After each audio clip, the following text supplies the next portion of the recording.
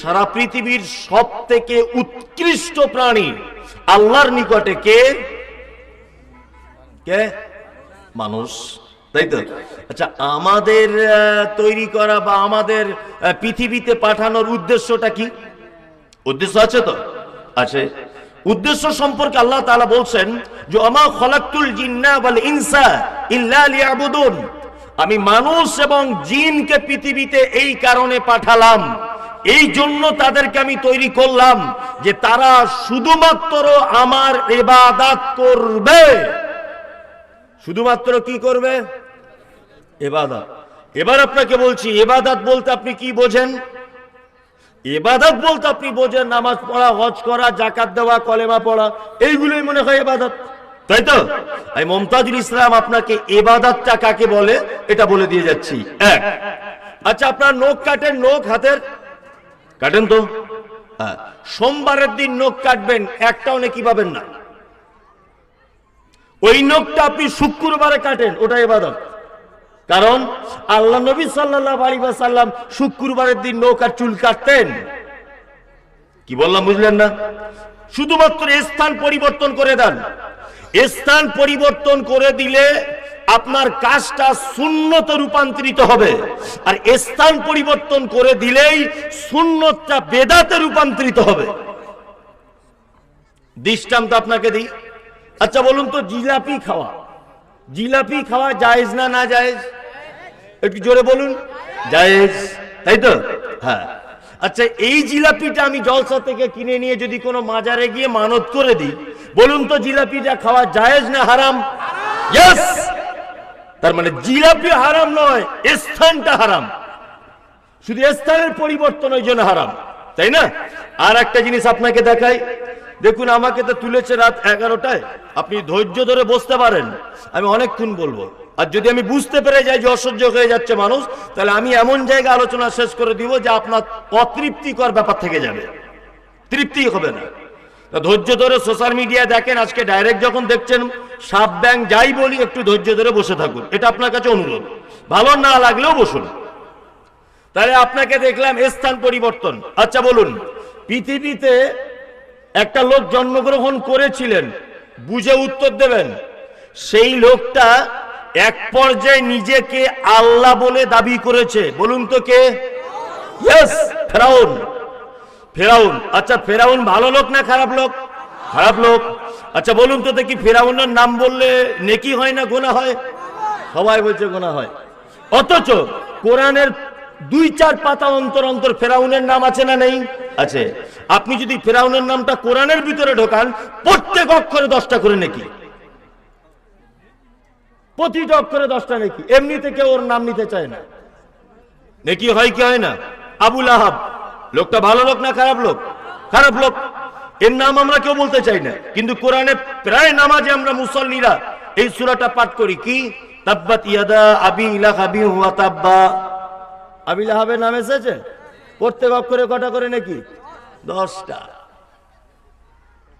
তার মানে স্থান পরিবর্তন। জিলাপি যতক্ষণ জলসায় ছিল জায়েজ, ওই জিলাপিটাই তুলে মাজারে নিয়ে গেলে হারাম।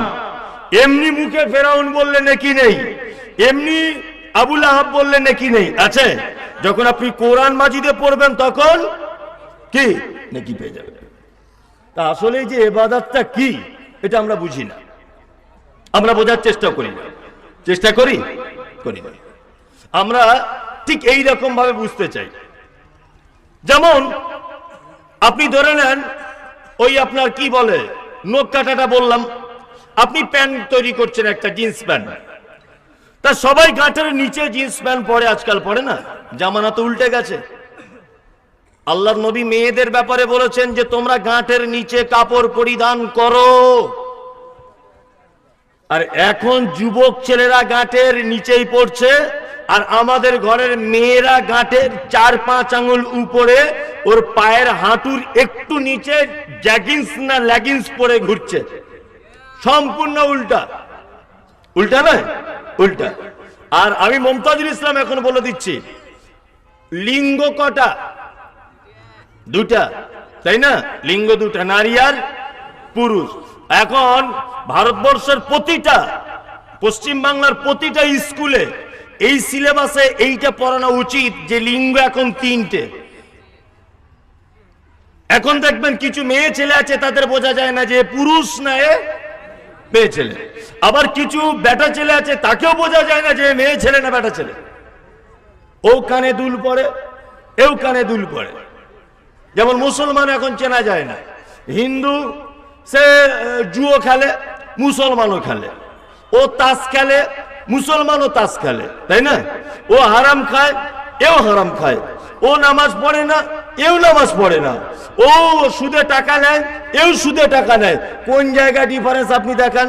ও মাজারে যায়, ও আপনার দুর্গার কাছে যায়, এ দরগায় যায়। ও মন্দিরে যায়, এ মাজারে যায়।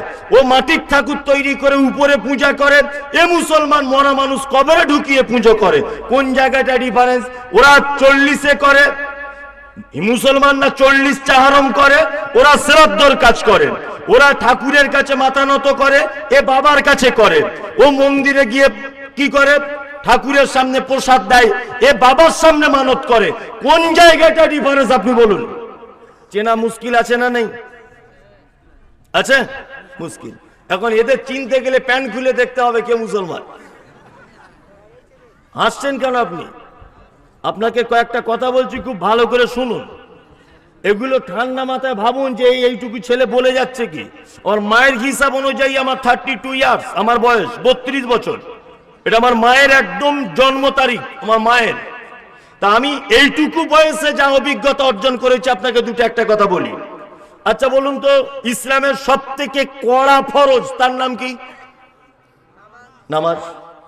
আল্লাহ নবী সাল্লাল্লাহু আলাইহি ওয়াসাল্লাম বলেছেন, যে ব্যক্তি সালাত আদায় করে না ও মুসলিম থাকতে পারে না, তাই তো? তারপরের উত্তম ফরজ কোনটা?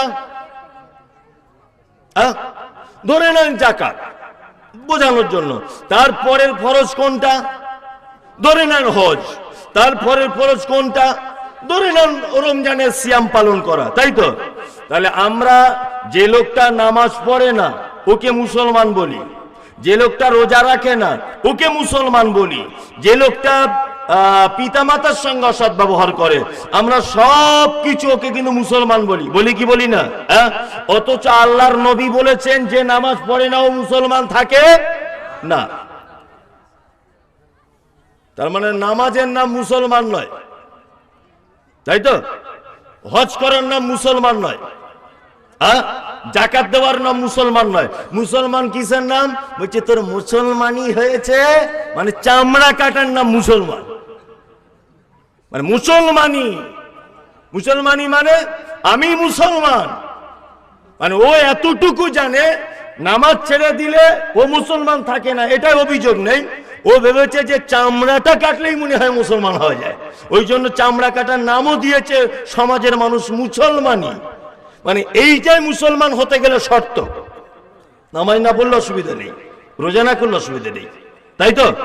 যাই হোক, ইবাদত বলতে আমরা এটা বুঝবো, ঘুম থেকে উঠে ঘুমোতে যাবার আগ পর্যন্ত এই টোটাল সারাদিনের কর্মসূচিটা আল্লাহ এবং তার রাসূলের পদ্ধতিতে যদি হয়, অবশ্যই ওটা ইবাদত।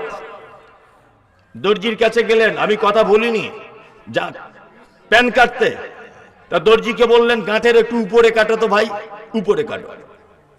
তা দর্জি বলছে 2023 সালে গাঁটের উপরে কাপড় পরবে? বোকা ছেলে, এরকম কাপড় কেউ পরে? তখন আপনি বলুন, এই কাপড় পরার কথা বলেছেন আমাদের নবী মুহাম্মদ সাল্লাল্লাহু আলাইহি ওয়াসাল্লাম, এই জন্য কাপড়টা আমি উপরে পরছি। আপনি যদি নবী পড়তে বলেছেন বলে আপনার প্যান্টটাও যদি কাটেন, অবশ্যই ওটা ইবাদতে পরিগণিত হবে ইনশাআল্লাহুল আজিজ, ওটা ইবাদত। এবার আপনাকে একটা দায়িত্বের কথা বললাম, সেটা হচ্ছে কি না, সেটা আল্লাহ আমাদেরকে পাঠিয়েছেন মূল বিষয় কি কি ইবাদত করার জন্য। সর্বক্ষেত্রে তার কি করতে হবে? দাসত্ব। এবার আপনাকে বলছি, আমাদেরকে ইবাদত করার পরে পরে কিছু দায়িত্ব দিয়েছে। এই জায়গাটা আমি চূড়ান্ত পর্যায়ে আলোচনা করব ইনশাআল্লাহুল আজিজ। আল্লাহ যদি আমাকে বলায়, আপনাকে বিনীত অনুরোধ ধৈর্য সহকারে বসার জন্য। এক, ইবাদত করার পরে পরেই আমাদের কাছে আল্লাহ তাআলা দিয়েছেন কিছু দায়িত্ব। দায়িত্ব নাম্বার 1, আল্লাহ তাআলা বলছেন শুধুমাত্র লিইয়ুযহিরাহু আলাদ দীনি কুল্লি। আচ্ছা বলুন, পৃথিবীতে মানুষ বেশি না অন্যান্য প্রাণী বেশি? হ্যাঁ বলছে মানুষ, বলছে মানুষ বেশি। আর এমনি বলে দিয়েছে লাগে লাগে নাই না লাগে, এরকম একটা ব্যাপার। এই তুমি যে ঘরে ঘুমাও সেই ঘরে তো মশারি টেঙে ঘুমাও, তো ক হাজার মশা আছে তোমার বাড়িতে? তোমার বউ যেখানে রান্না করে ওখানে যদি এক ফোঁটা তরকারি ফেলে দাও কত হাজার পিপিলিকা আসে? তোমার বাড়ির মেম্বার 4 জন, তোমার বউয়ের হাঁস মুরগি আছে 20টা, তাই না? তার মানে পৃথিবীতে কি মানুষের থেকে অন্যান্য প্রাণী বেশি। এই জায়গায় একটা কথা বলে দিচ্ছি, ভালো করে মনে রাখেন। আচ্ছা, পবিত্র আল কোরআনুল কারীমে এই কথা আল্লাহ বলেছেন, ইউসাব্বিহু লিল্লাহি মা ফিস সামাওয়াতি ওয়া মা ফিল আরদ। এটা আছে কোরআনে? আছে। আল্লাহ তাআলা বলছেন আসমান জমিন যেখানে যা কিছু আছে, যেভাবে আছে সব কিছু আমার তাসবিহ বর্ণনা করে, সবাই আমার ইবাদত করে। করে কি করে না? করে। গরু তার পদ্ধতিতে ইবাদত করে, ছাগল তার পদ্ধতিতে করে, মুরগি তার পদ্ধতিতে করে, শ্রীগাল তার পদ্ধতিতে করে, হাঁস তার পদ্ধতিতে করে, পিপিলিকা তার পদ্ধতিতে করে, সাপ তার পদ্ধতিতে সে আল্লাহকে ডাকে। মানে সারা পৃথিবীতে যত প্রাণী রয়েছে প্রত্যেক প্রাণী আল্লাহকে ডাকে। এবার বলুন, মানুষ তৈরি করার আগে আল্লাহ আর একটা জিনিস তৈরি করেছে, তার নাম মালাইকা, অর্থাৎ ফেরেশতা, তাই তো? আচ্ছা বলুন তো, ফেরেশতারা জান্নাত জাহান্নাম ব্যাপার আছে ফেরেশতাদের? আছে? নাই। ফেরেশতারা জান্নাতেও যাবে না, ফেরেশতারা জাহান্নামেও যাবে না। তাদের কাজ কি? নাঙ্গল চালানো নয়, তাদের কাজ বিয়ে করা নয়, তাদের কাজ কি এই আপনার রিক্সা চালানো, টোটো চালানো, রাজমিস্ত্রি কাজ করা নয়। তাদের কাজ শুধুমাত্র আল্লাহর ইবাদত করবে, এটাই তাদের কাজ। তাহলে পৃথিবীতে এত প্রাণী আল্লাহর ইবাদত করলো, আল্লাহর মন ভরলো না। ফেরেশতারা 24 ঘন্টা আল্লাহর ইবাদত করছে, তাতেও আল্লাহর মন ভরলো না। আমাদের মতো ঝগড়াতে বদমাইশ বান্দাগুলোকে কেন তৈরি করতে হলো? কি চাইছে আল্লাহ আমাদের কাছ থেকে? আল্লাহ আমাদের কাছ থেকে একটা জিনিস চাইছে, যেটা গরুর পক্ষে সম্ভব নয়, ছাগলের পক্ষে সম্ভব নয়, হাঁস মুরগির পক্ষে সম্ভব নয়। সেটা কি? আল্লাহ তাআলা বলছেন লিইয়ুযহিরাহু আলাদ দীনি কুল্লি। পৃথিবীতে তোমাকে পাঠানো হয়েছে এই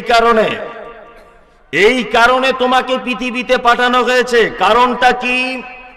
কারণটা হচ্ছে এই যে পৃথিবীর যত রকমের মতাদর্শ আছে, পৃথিবীর যত বিধান আছে, পৃথিবীর যত আইন কানুন আছে, পৃথিবীতে যত রকমের মত ও পথ আছে, সমস্ত মত পথ আইন বিধান সমস্ত কিছুর থেকেও কোরআন শ্রেষ্ঠ, সমস্ত কিছুর থেকেও আমার বিধান শ্রেষ্ঠ। এইটা প্রমাণ করে পৃথিবী থেকে তোমাকে বিদায় নিতে হবে, তার আগে নয়।